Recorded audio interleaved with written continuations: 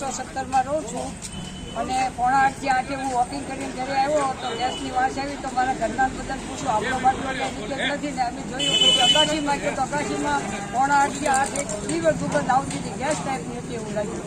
વિમલભાઈ મહેતા આજરોજ વહેલી સવારે 6:30 વાગ્યાની આસપાસ કોઈ પણ પ્રકારનું કેમિકલ્સ અથવા ગેસ ગળતરની કાળિયાબેડ વિસ્તાર, ભરતનગર વિસ્તાર અને પાણીની ટાંકીની આજુબાજુનો, વિરાણીની આજુબાજુનો વિસ્તારમાં કોઈ પણ પ્રકારની ખૂબ જ દુર્ગંધ આવતી હોવાનું જાણ થતાં લાગતા વળગતા જે અધિકારીઓ હોય એને જાણ કરીને બોલાવવા માટેની કોશિશ કરી.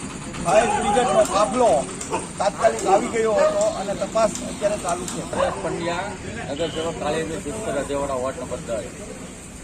આજ સવારે અમારે કાળિયાબેડ વિસ્તારની અંદર ખાસ કરીને વિરાણીથી ચાલુ કરી અને ભાંગલગેટ વિસ્તાર સુધી સવારે 6 વાગ્યા આજુબાજુ આથી કોઈ પણ એવું કેમિકલ યુક્ત ગાડી નીકળી હોય જેનો ગેસ કાળિયાબેડ વિસ્તારની અંદર ફેલાયો.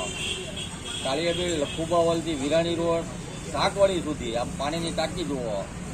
અત્યારે પણ કોઈ પણ દુકાન ખોલે તો દુકાનની અંદર પણ એ વાસ ગરી ગયેલી છે. સવારમાં અમારા કાર્યકર્તાઓને હાથે રાખી ફાયર બ્રિગેડની ટીમ બોલાવેલી, ભારત ગેસની ટીમ પણ બોલાવેલી અને જીપીસીપીએના અધિકારીઓ